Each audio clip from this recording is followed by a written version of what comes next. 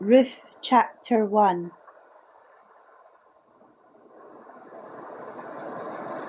Now in the days when the judges ruled, there was a famine in the land, and a man from Bethlehem in Judah went down to dwell as a sojourner in the country of Moab, he and his wife and his 2 sons.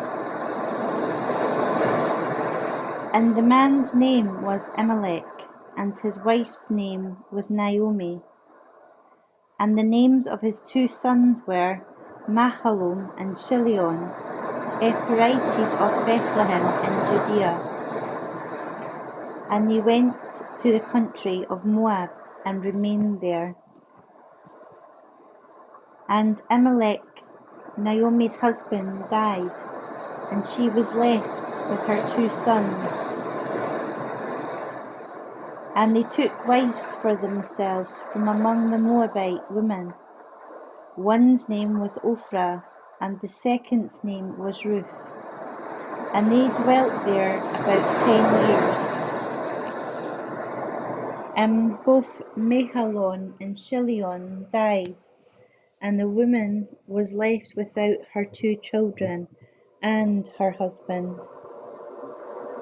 Then she rose up with her daughters-in-law in order to return from the country of Moab, for she had heard in the country of Moab that Jehovah had visited his people by giving them food. So she went forth from the palace where she had been, along with her 2 daughters-in-law, and they went on their way to return to the land of Judah.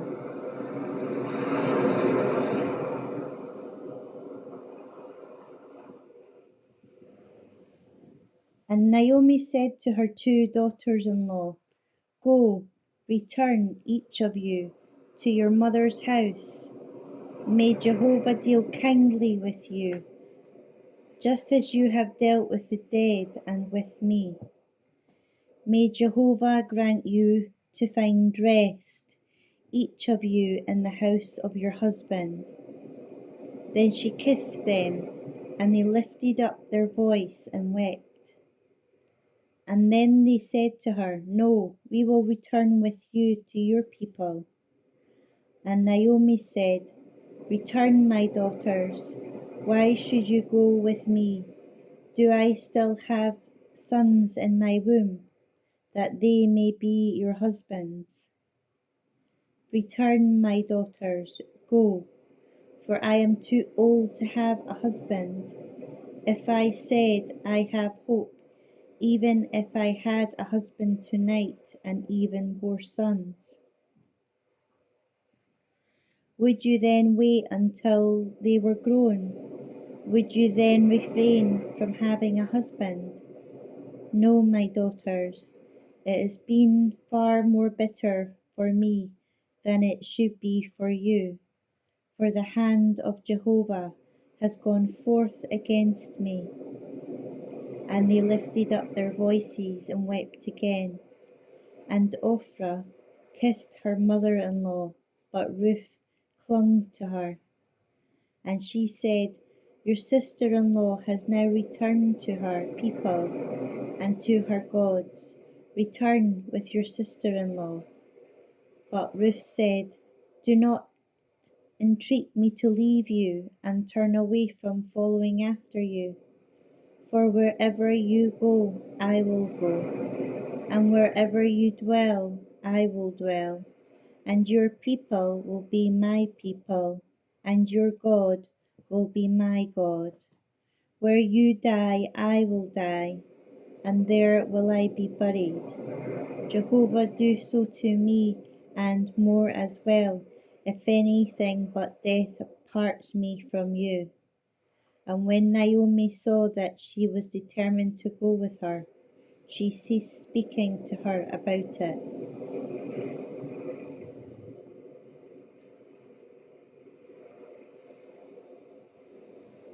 So the 2 of them travelled until they came to Bethlehem. And when they came to Bethlehem, all the city was stirred because of them. And the woman said, Is this Naomi? And she said to them, Do not call me Naomi, call me Mara, for the all-sufficient one has dealt very bitterly with me. I went out full, but Jehovah has brought me back empty. Why do you call me Naomi, when Jehovah has afflicted me, and the all-sufficient one has dwelt harshly with me? So Naomi returned, and Ruth the Moabitess, her daughter-in-law, with her, who returned from the country of Moab, and they came to Bethlehem at the beginning of the barley harvest. Now Naomi had a relative of her husband's, and a man of great wealth from Elimelech's family, and his name was Boaz. And Ruth the Moabitess said to Naomi, Let me go to the fields and glean among the ears of the grain after him, in whose sight I find favour. And she said to her, Go, my daughter. So she went, and she came and gleaned in the field after the reapers. She happened to glean in a portion of the field belonging to Boaz, who was from Elimelech's family. And just then Boaz came from Bethlehem and said to the reapers, Jehovah be with you. And they said to him, Jehovah bless you. And Boaz said to the young man who was set over the reapers, Whose young woman is that? And the young man who was set over the reapers answered and said, She is the young Moabite woman who returned with Naomi from the country of Moab. And she said, Let me glean and gather after the reapers among the sheaves. So she has come and continued since morning until now. She has sat in the house for only a little while. And Boaz said to Ruth, Listen, my daughter, do not go to glean in another field, and also do not pass from here, but stay close to my young women. Keep your eyes on the field, that they may reap. Follow after them. I have charged my young men not to touch you, and when you are thirsty, you shall go to the vessels and drink of what the young men have drawn. And she fell upon her face and bowed herself to the ground. And she said to him, Why have I found favour in your sight, that you regard me, though I am a foreigner? And Boaz answered and said to her, All that you have done for your mother-in-law since the death of your husband has been fully told me, as well as how you left your father and mother and the land of your birth, and came to a people whom you did not know before. May Jehovah recompense your work, and may you have a full reward from Jehovah, the God of Israel, under whose wings you have come to take refuge. And she said, Let me find favour in your sight, my lord, for you have comforted me and have spoken kindly to your servant girl, though I am not like even one of your servant girls. And Boaz said to her at mealtime, Come here and eat some food, and dip your morsel in vinegar. And she sat beside the reapers, and he extended some parched grain to her, and she ate and was satisfied, and she had some left. And when she rose up to glean, Boaz charged his young men, saying, Let her glean even among the sheaves, and do not reproach her. And also pull out some from the bundles for her, and leave it for her to glean, and do not rebuke her.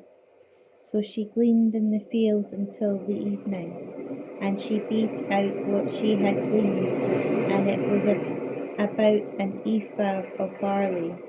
And she took it up and went into the city, and her mother-in-law saw what she had gleaned.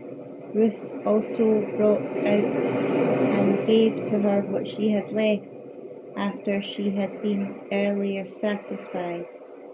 And her mother-in-law said to her, "Where did you glean today, and where did you work? Blessed be he who paid such attention to you." And she told her mother-in-law whom she had worked with, and said, "The name of the man whom I worked with today is Boaz." And Naomi said to her daughter-in-law, "Blessed be he of Jehovah, whose loving kindness has not failed, for the living and for the dead." And Naomi said to her, "The man is close to us. He is one of our kinsmen." And Ruth the Moabitess said, "He also said to me, 'You shall stay close by my young men who are with me, until they have completed the whole harvest that I have.'" And Naomi said to Ruth, her daughter-in-law, "It is good, my daughter, that you go out with this young woman, so that others do not meet you in any other field." So she stayed close to Boaz's young woman, and gleaned until the end of the barley harvest and the wheat harvest, and she dwelt with her mother-in-law.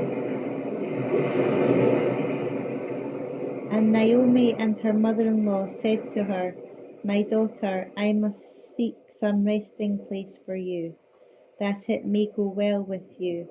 And now is not Boaz our relative, with whose young women you have been? Behold, he is winnowing the barley tonight at the threshing floor. Wash yourself therefore, and anoint yourself. Put on your best clothes, and go down to the threshing floor. But do not make yourself known to the man until he has finished eating and drinking. And when he lies down, notice the place where he lies, and go and uncover his feet, and lie down, and he will tell you what you should do." And she said to her, "All that you say I will do." And she went down to the threshing floor, and did according to all that her mother-in-law had charged her. And Boaz ate and drank, and his heart was merry, and he went to lie down at the end of the heap of grain.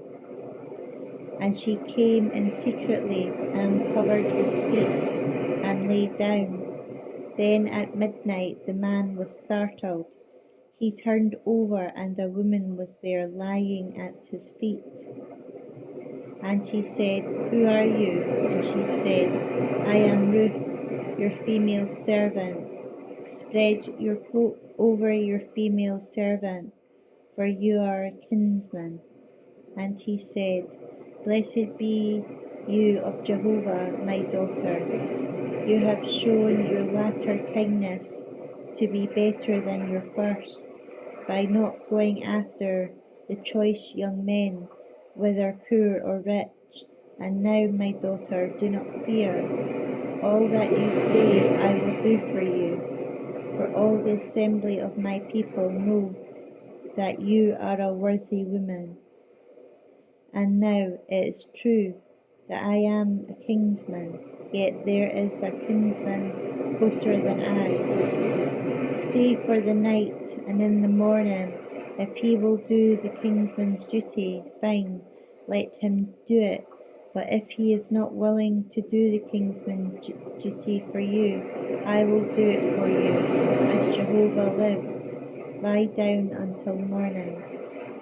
And she lay at his feet until morning, then rose up before one could recognize another, for he said, "Do not let it be known that the woman came to the threshing floor." And he said, "Bring the cloak that is on you, and hold it open." and she held it open. He measured out 6 measures of barley, and laid it on her, and he went into the city. And when she came to her mother-in-law, she said, "How are you, my daughter?" And she told her all that the man had done for her. And she said, "These 6 measures of barley he gave me." For he said, "Do not go to your mother-in-law empty-handed." And she said, "Stay here, my daughter. Wait until you know how the matter will fall, for the man will not rest until he has concluded the matter today." Chapter 4. Then Boaz went up to the gate and sat there. And just then the kinsman of whom Boaz had spoken came by. And Boaz said, "Turn aside, sit here, friend." And he turned aside and sat down. He took 10 men from among the elders of the city and said, "Sit here." And they sat down. And he said to the kinsman, "Naomi, who has returned from the country of Moab, has put up for sale the portion of the field that belonged to our brother Amalek. So I thought that I should discuss this to you and say, buy it, in the presence of those sitting here and in the presence of the elders of my people. If you can redeem it, redeem it. But if you cannot redeem it, tell me so that I will know, for there is no one to redeem it ahead of you, and I am after you." And he said, "I will redeem it." Then Boaz said, "On the day you buy the field from Naomi's hand, you must also acquire Ruth the Moabitess, the wife of the dead man, in order to raise up the dead man's name upon his inheritance." And the kinsman said, "I cannot redeem it for myself, or else I will mar my own inheritance. You redeem for yourself what I should redeem, for I cannot redeem it." Now such was the custom formerly in Israel concerning redeeming and exchanging, that to establish any matter a man would draw off his sandal and give it to his neighbour. This was the way of attesting it in Israel. So when the kinsman said to Boaz, "Buy it for yourself," he drew off his sandal. And Boaz said to the elders, all the people, "You are witnesses today that I buy from Naomi's hand all that was Amalek's, and all that was Chilion's and Mahlon's. Furthermore, Ruth the Moabitess, the wife of Mahlon, I acquire as my own wife, so that I may raise up the dead man's name upon his inheritance, and the dead man's name may not be cut off from among his brothers, and from the gate of his palace. You are witnesses today." And all the people who were in the gate and the elders said, "We are witnesses. May Jehovah make the woman who has come into your house like Rachel and like Leah. The two were built the house of Israel, and prosper in Ephrathah, and gain a name in Bethlehem. And may your house be like the house of Perez, whom Tamar bore to Judah, through the seed that Jehovah gives you by his young women." So Boaz took Ruth, and she became his wife, and he went into her, and Jehovah made her conceive, and she bore a son. And the women said to Naomi, "Blessed be Jehovah, who has not left you today without a kinsman. May his name be famous in Israel. And he will be to you as a restorer of life, and a sustainer in your old age. For your daughter-in-law, who loves you, and is better to you than 7 sons, has borne him." And Naomi took the child and laid him on her bosom, and she became his nurse. And the woman's neighbors gave him a name, saying, "A son has been born to Naomi," and they called his name Obed. He is the father of Jesse, the father of David. Now these are the generations of Perez. Perez begot Hezron, and Hezron begot Ram, and Ram begot Amminadab, and Amminadab begot Nahshon, and Nahshon begot Salmon, and Salmon begot Boaz, and Boaz begot Obed, and Obed begot Jesse, and Jesse begot David,